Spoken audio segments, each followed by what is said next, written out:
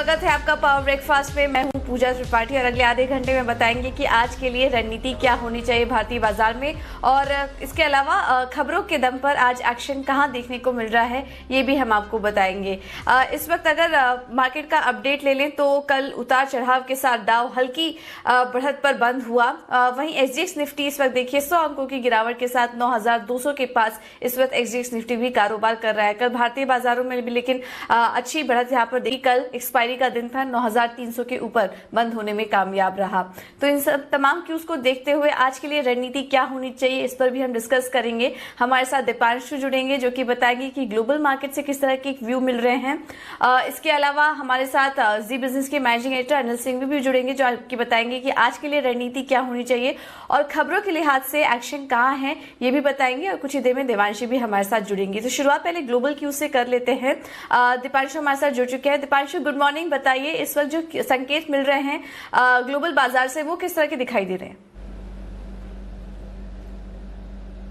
अब थोड़े नर्म संकेत हैं, थोड़ी सुस्ती के आप संकेत कह सकते हैं। एशिया के बाजार थोड़ी नरमी के साथ ट्रेड कर रहे हैं। निके 1% नीचे है इस समय। वहीं अगर आप एसजीएक्स निफ्टी देखें तो लगभग 1.5% नीचे इस समय ट्रेड कर रहा है। डाउ फ्यूचर्स भी सुस्ती के साथ, बल्कि अब थोड़ी बिकवाली बढ़ी है डाउ फ्यूचर्स में, तकरीबन 150 अंक नीचे हैं। कल शाम अमेरिकी बाजार सपाट बंद हुए बट काफी तेज उतार चढ़ाव देखने को मिला, बल्कि डाउ अपने दिन की ऊंचाई से लगभग 350 अंकों से ज्यादा फिसल कर बंद हुआ।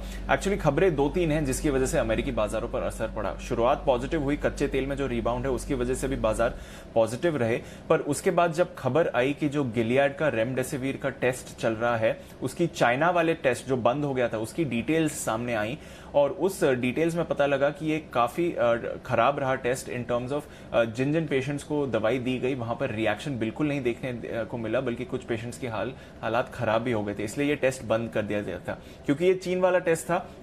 पर जब इसकी डिटेल्स आई तो बाजार को पहले तो ऐसा लगा कि ये जो अमेरिका में टेस्ट हो रहा है उसकी नेगेटिव रिजल्ट आए हैं, तो एक इमीडिएट रिएक्शन हुआ। और फिर जब कंपनी की तरफ से क्लैरिफिकेशन हुआ और बाजार भी समझा कि ये चीन वाले टेस्ट का सवाल है तो हल्का सा सहारा भी मिला बाजार को। पर हाँ, इससे मूड जरूर खराब हुआ क्योंकि चीन के जो अनसक्सेसफुल ड्रग ट्रायल थे अब उसकी डिटेल्स सामने आ गई हैं। निवेशकों की अभी भी नजर है कि जिस तरह अमेरिका में टेस्ट चल रहा है उसके क्या रिजल्ट आते हैं, तो वहां पर नजर रहेगी। दूसरी खराब खबर थी बेरोजगारी के आंकड़े। 44 लाख लोग बेरोजगार हुए पिछले हफ्ते। बाजार का अनुमान 43 लाख था, तो उसके आसपास या उससे हल्का सा ज्यादा ही है। अगर आप पिछले 5 हफ्तों का ट्रेंड देखें तो वैसे तो इस हफ्ते के आंकड़े कम हैं, पर अगर आप टोटल आंकड़े अब मिला लें तो 2.5 करोड़ से ज्यादा, बल्कि 2.6 करोड़ अमेरिकन अब बेरोजगार हो चुके हैं पिछले 5 हफ्तों में। तो ये एक डराने वाला संकेत है और कुछ इकोनॉमिस्ट तो मान रहे हैं कि अभी भी असली पिक्चर सामने नहीं आई है। अमेरिका का जो एक्चुअल अनएम्प्लॉयमेंट रेट है अब वो 20% से ज्यादा हो सकता है, तो उसकी वजह से भी बाजार पर असर पड़ा। तो ये दोनों फैक्टर से, हालांकि कच्चे तेल में अच्छा रिबाउंड आया, निचले स्तरों से लगभग 40% की रिकवरी हुई है 2 दिनों में। $22 के आसपास अब ब्रेंट आ गया है, $17 पर WTI है। बट यहां से चिंता यह है क्योंकि आगे माना जा रहा है कि ये एक टेक्निकल एडजस्टमेंट है। जिस तरह की फॉल हुई थी, नेगेटिव हुआ था, आगे जाकर और ज्यादा तेजी नहीं आएगी बल्कि दबाव ही बना रहेगा जहां तक तेल के दामों का सवाल है। तो वो एक बाजार का क्यू है। दूसरी अगर आप बातें करें तो यूरोप के बाजार 1% की तेजी के साथ बंद हुए, पर ज्यादा एक्शन हमने कल ग्लोबल मार्केट्स में वैसे तो नहीं देखा। ये गिलियाड के ड्रग की वजह से जो थोड़ा सेंटिमेंट में खराबी आई है वो आज एशिया में भी आप देख रहे हैं। ओके, तो यहाँ पर जिलेट की दवा से जो जिस तरह का डेवलपमेंट हुआ है उसके चलते हम देख रहे हैं कि आज ग्लोबल बाजारों में हल्की सुस्ती के संकेत मिल रहे हैं और एशियाई बाजारों में भी इस तरह का कुछ रिएक्शन इस वक्त उस खबर का देखने को मिल रहा है। इसके अलावा दीपांशु, आप बताइए कोरोना को लेकर क्या अपडेट निकल कर आ रहे हैं भारत में भी और ग्लोबली भी? काश मेरे पास कोई अच्छा अपडेट होता, बट पूजा नहीं है कोई भी अच्छा अपडेट। 83,000 नए मामले सामने आए, 6,333 लोगों की कल मौत हुई है। तो जो एवरेज है उससे थोड़ा ज्यादा ही था, बट जो रेंज हम रोज की बात कर रहे हैं वही रेंज है। यहाँ पर कुछ थमने के संकेत नहीं आ रहे हैं। अब 27 लाख से ज्यादा मामले हैं ग्लोबली, 1.9 लाख लोगों की मौत हो चुकी है, तो ये एक खराब फिगर है। 7.5 लाख लोग वायरस से ठीक भी हो गए, पर वो जो 1:3 का रेशियो है, हर एक रिकवरी पर 3 नए केसेस आ रहे हैं, वो अभी भी बरकरार है। अमेरिका भी अपनी एवरेज के आसपास ही रहा, 30,000 मामले कल फिर से सामने आए, 2100 लोगों की मौत हो गई। अमेरिका में मरने वालों की संख्या 50,000 के पास है, और ये एक संकेत क्यों जरूरी है पूजा, क्योंकि जो ट्रम्प साहब ने अपने अनुमान दिए थे, पहले 1 लाख से 2.5 लाख मौतों का अनुमान दिया था, फिर उसे कम कर उन्होंने 60,000 कर दिया था। अब हम ऑलरेडी 50,000 पर पहुंच चुके हैं। तो ट्रम्प साहब का जो रिवाइज्ड एस्टिमेट है उससे तो कई ज्यादा नंबर आने वाले हैं। आशा तो नहीं करेंगे ये, पर जिस तरह से डेटा आ रहा है लग तो यही रहा है। तो फिर नया क्या एस्टिमेट आएगा, क्योंकि अब खबरें ये भी आ रही हैं कि जो अमेरिका में सोशल डिस्टेंसिंग नॉर्म्स हैं उन्हें बढ़ाया जा सकता है। आज जॉर्जिया राज्य में कुछ जगहों पर लॉकडाउन खुल सकता है, पर इसके खिलाफ ट्रम्प साहब ने कहा है कि सारे कारोबार नहीं खुलने चाहिए। तो एक जो कमेंट्री आ रही है अमेरिका की लीडर्स की तरफ से कि कहीं ना कहीं इकोनॉमी खोलने की हम तैयारी कर रहे हैं, और जो डेटा आ रहा है वहां पर बहुत बड़ा मिसमैच है। तो देखते हैं कि नए अनुमान क्या आते हैं। आप सिर्फ न्यूयॉर्क की बात करें तो कल 6,000 मामले सिर्फ न्यूयॉर्क में सामने आए और 500 लोगों की मौत हुई। यूरोप में भी लगभग वैसा ही हाल रहा, 29,000 मामले सामने आए यूरोप में, 3,000 से ज्यादा लोगों की मौत हुई। बाकी जो बड़े यूरोप के देश हैं उनकी तो हम रोज ही बात करते हैं। अब रशिया की भी बात कर लेते हैं, क्योंकि रशिया में तेजी से बढ़कर अब 62,000 के आसपास मामले हो चुके हैं। तो रशिया जहां पर 10-12,000 15,000 के मामले थे 1-1.5 हफ्ते पहले, अब 62,000 के आसपास आ गए। तो वहां से चिंता और शुरू हो गई है। वैक्सीन की बात करें तो कल यूके में ह्यूमन ट्रायल शुरू हुआ, जो ऑक्सफोर्ड यूनिवर्सिटी वैक्सीन का टेस्ट कर रही है। तो वहां से देखते हैं क्या संकेत आते हैं। और गिलियड की जो डिटेल्स हैं वो तो हमारे सामने आई हैं, जिसकी वजह से बाजार पर भी असर पड़ा।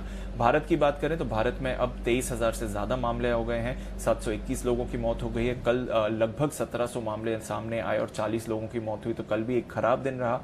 मुंबई और महाराष्ट्र दोनों के लिए खराब दिन रहा। 6,500 मामले अब महाराष्ट्र में, उसमें से 4,200 मामले सिर्फ मुंबई में हैं। एक अच्छी खबर है कि गोवा के बाद अब त्रिपुरा दूसरा राज्य बन गया है भारत में जो कोरोना मुक्त हो गया है। त्रिपुरा में 2 केसेस थे, दोनों के दोनों ठीक हो गए हैं। तो गोवा और त्रिपुरा 2 छोटे राज्य हैं भारत के, पर अच्छी खबर है कि दोनों के दोनों अब कोरोना मुक्त हैं। ओके, चलिए ये एक अच्छी अपडेट है। इस तमाम अपडेट्स के बीच में गोवा तो फ्री हो चुका था, लेकिन त्रिपुरा भी अब कोरोना मुक्त हो चुका है। और उम्मीद हम यही कर रहे हैं कि भारत में अभी इतनी ज़्यादा तेज़ी से, अगर बाकी देशों से कंपेयर करें तो इतनी ज़्यादा तेज़ी से नहीं फैल रहा है, ज़्यादा कुछ यहाँ पर अभी दिक्कत नहीं हुई है। और उम्मीद करेंगे कि ये जो प्रॉब्लम है जल्द से जल्द भारत में एटलीस्ट खत्म होते हुए नजर आए। बहुत बहुत शुक्रिया दीपांशु ये सारी डिटेल्स के लिए। चलिए देख लेते हैं कि संस्थागत निवेशकों की तरफ से किस तरह के आंकड़े थे। और एफआईएस की तरफ से देखिए, कल कैश में छठे दिन बिकवाली हुई और 115 करोड़ की बिकवाली यहां पर देखी गई। हालांकि अमाउंट यहां पर 115 करोड़ का ही है, लेकिन बिकवाली यहां पर बनी रही छठवें दिन भी। घरेलू निवेशकों की तरफ से कैश में खरीदारी हुई है 338 करोड़ की। वायदा बाजार में अगर हम देखेंगे तो एफआईएस की तरफ से खरीदारी हुई है 1253 करोड़ की खरीदारी यहां पर एफआईएस की तरफ से वायदा बाजार में देखी गई है, लेकिन कैश सेगमेंट में यहां पर बिकवाली ही जारी रही है। चलिए इन तमाम क्यूज को कैसे पढ़ना चाहिए और आज के लिए रणनीति क्या होनी चाहिए, इस पर भी फोकस करते हैं। और करते हैं हमारे खास सेगमेंट का, जहां की हम हर रोज बात करते हैं हमारे मैनेजिंग एडिटर अनिल सिंघवी से।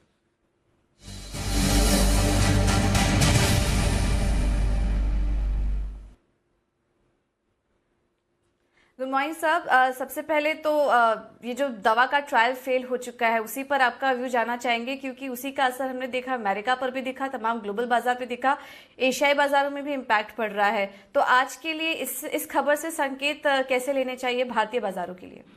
देखिए, 2 चीजें। गुड मॉर्निंग पूजा। पहली चीज तो ये कि एक दवा का तो फेल हो चुका है, दूसरी दवा का ट्रायल आज ब्रिटेन में शुरू होना है, ह्यूमन ट्रायल, राइट। तो अब इन दोनों ही खबरों में एक खराब है और एक अच्छी खबर है। खराब ये कि जिस पर उम्मीदें बहुत थी और जिसके दम पर अमेरिकी बाजारों में तेजी थी, ये जिलेड की खबर आने के बाद अमेरिकी बाजार काफी भागे थे, अब लगभग उसी लेवल पर वापस आ गए। मेरे ख्याल से 23,000 के आसपास का लेवल है वो।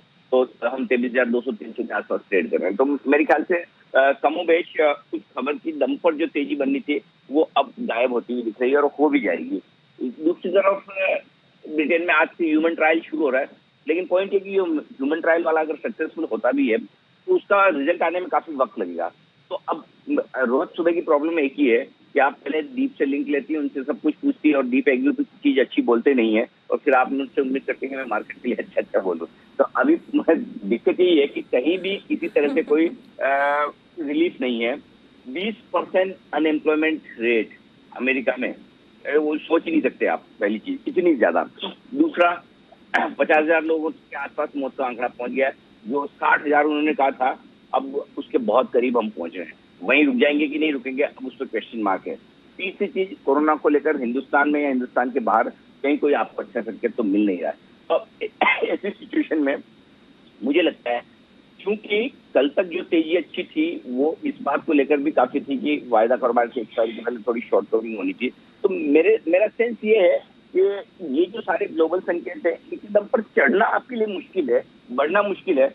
लेकिन बात है कि मार्केट इन संकेतों को नजरअंदाज कभी कर देता है, कभी रिएक्शन देता है। तो मुझे लगता है कि जो की फैक्टर है आज के सेशन में, वो की फैक्टर जिलेट की दवा का सक्सेसफुल होना नहीं सक्सेसफुल हुआ है। क्योंकि हम बार बार ये कह रहे हैं कि अगर दवा के बेसिस पर बाजार बढ़ेंगे तो वो टिकाऊ होंगे, और अगर दवा आपको अच्छी नहीं मिली तो फिर वो टिकाऊ नहीं होंगे। तो मुझे लगता है कि हमारे लिए और दुनिया भर के लिए आज जो संकेत है वो खराब है। तो संकेत खराब है, दुनिया भर से भी इसी तरह का देखिए रिएक्शन भी दिख रहा है और भारतीय बाजारों के लिए भी संकेत खराब ही दिखाई दे रहे हैं। फिर अनिल जी, आज अहम स्तर कौन से होंगे जहां पर कि हमें नजर रखनी चाहिए? देखिए 9125, 9175 पहला सपोर्ट जोन है जिसके पर नीचे की तरफ, क्योंकि मैं ये उम्मीद कर रहा हूँ कि 9250 उसके नीचे ही आप खुलेंगे, ठीक है ना। तो 9125, 9150 सपोर्ट जोन है, इसके नीचे अगर फिसले तो 8950, 9050 इस रेंज में आकर रुकेंगे हम। ऊपरी स्तरों पर 9400, 9500 सप्लाई जोन है, पार करना मुश्किल होगा। बैंक निफ्टी पर 19700, 19900 पहला सपोर्ट जोन है, और अगर उसके नीचे फिसले तो हम आ जाएंगे 19400 की तरफ, ठीक है। तो ये नीचे की रेंज है। ऊपर बैंक निफ्टी पर 20500, 20650 वो रेंज है जहां पर आपको प्रॉफिट बुकिंग आती हुई दिखेगी। तो पॉइंट सिंपल है, ऊपरी स्तरों पर थोड़ी प्रॉफिट बुकिंग करें, निकलने की कोशिश करें। स्पेशली बैंक, फाइनेंशियल्स, ये सेक्टर ऐसे हैं जहां अब आपको दूर रहना है, ये ध्यान में रख लीजिए। वहां आपको खरीदारी नहीं करनी। बैंक, एनबीएफसी याद रख लीजिए, ये नहीं खरीदते। अब एक फैक्टर और है जिस पर नजर रखनी चाहिए पूजा, वो ये कि कमजोर शुरुआत तो होगी ग्लोबल संकेतों के दम पर, ठीक है। क्या वित्त मंत्री और प्रधानमंत्री जी की जो आज बैठक होनी है उसके दम पर बाजार क्या कुछ चढ़ सकता है, क्या रिकवरी दिखा सकता है? क्योंकि वहां पर भी तो उम्मीदें रहेंगी ना कि वित्त मंत्री जी जाकर मिल रही तो कुछ ना कुछ तो बात होगी पैकेज को लेकर। तो ऐसे में मेरा ये समझना है कि अगर उस उम्मीद में बाजार चढ़े तो ये निकलने का आपके लिए सुनहरी मौका होगा। ऊपरी स्तरों पर आप प्रॉफिट बुकिंग कर सकते हैं। ओके, तो ऊपरी स्तरों पर 9400 के आसपास, 9400 500 के लेवल्स दिखे तो ऊपरी स्तरों पर यहाँ प्रॉफिट बुकिंग करने की राय आपको दी जा रही है। बहुत बहुत शुक्रिया अनिल जी हमारे साथ जुड़ने के लिए। तो ये थे कुछ संकेत जहां पर कि आपको नजर रखनी है, और आज शुक्रवार है, वित्त मंत्री और पीएम मोदी की बैठक भी होगी, तो ये भी काफी इंपॉर्टेंट इवेंट होगा। हम उम्मीद कर रहे हैं कि कुछ यहाँ पर बड़ा राहत पैकेज अनाउंस हो, और देखना होगा क्या कुछ अपडेट यहाँ पर निकल कर आते हैं। चलिए अब कुछ खबरों पर भी फोकस कर लेते हैं, और खबरों के दम पर आज कहां एक्शन है ये बताने के लिए देवांशी हमारे साथ जुड़ चुकी हैं। देवांशी, गुड मॉर्निंग, बताइए। गुड मॉर्निंग पूजा। आज सबसे पहले इवेंट सेक्टर्स पर नजर करें तो माइंट्री के नतीजे आने वाले हैं वायदा बाजार में, इस पर नजर रखें। साथ ही हुडको की बोर्ड की बैठक है, बॉन्ड्स के जरिए करीब 10 करोड़ रुपए जुटाने की योजना यहाँ पे है। बोर्ड मीट है आज टाटा स्टील की, यहाँ पे भी फंड जुटाने पर आज बैठक होती हुई दिखेगी। साथ ही आज देखिए भारत 22 ETF में आज कुछ एडजस्टमेंट्स होने वाले हैं जो कि 27 अप्रैल से लागू होते हुए दिखेंगे, लेकिन जो एडजस्टमेंट्स हैं वो आज होते हुए दिखेंगे। तो सारी कंपनीज जो भारत 22 ETF में है इन सभी पर नजर रहेगी। और साथ ही कल आईसीआईसीआई प्रूडेंशियल के नंबर्स आने वाले हैं, और कल छुट्टी है तो इन नंबर्स पर भी आपको नजर रखनी, इस स्टॉक पर भी। इसके अलावा महिंद्रा सीआई, इसके नंबर्स आते हुए दिखे हैं जहाँ पे जो आय है करीब 23% तक घटती हुई दिखी है। मुनाफा इस साल करीब 86% घटा है, 20 करोड़ के आसपास आता हुआ दिखा है। कामकाजी मुनाफा 35% तक कम होता हुआ दिखा, और मार्जिन जो है वो 13% से घटकर करीब 11% के करीब आते हुए नंबर्स थोड़े से कमजोर आते हुए दिखे हैं। साथ ही आज सारे के सारे एएमसीज पर नजर रहेगी।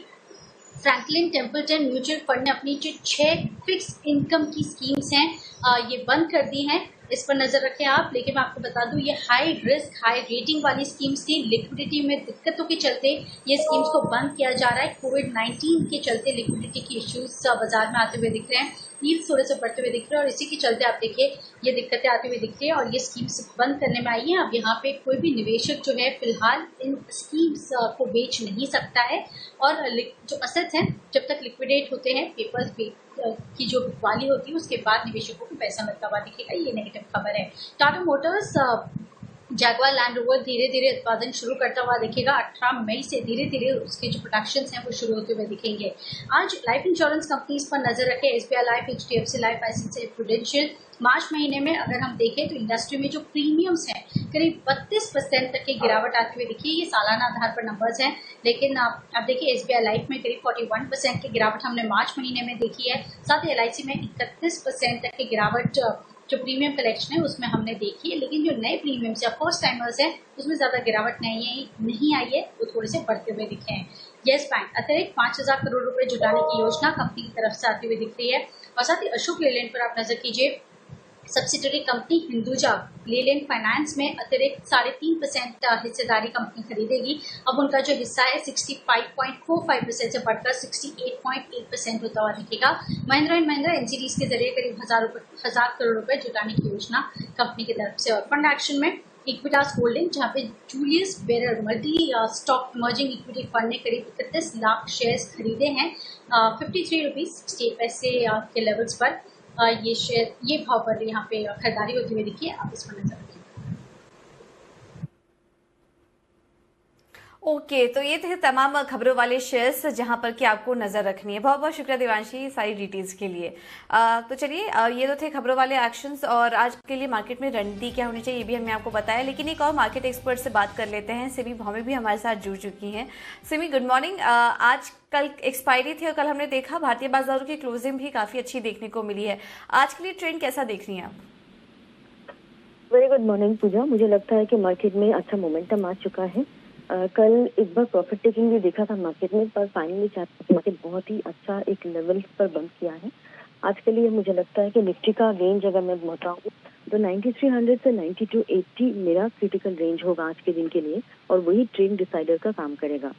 अगर निफ्टी इस रेंज से ऊपर है तब निफ्टी को खरीद कर चलना है। 9300 से 9280 इस रेंज से ऊपर अगर निफ्टी मेंटेन करता है तो निफ्टी को खरीद कर चलने का सलाह होगा। और स्टॉप लॉस लगाएंगे 9250। टारगेट्स के लिए मैं नजर रखूंगी 9365 से 9390।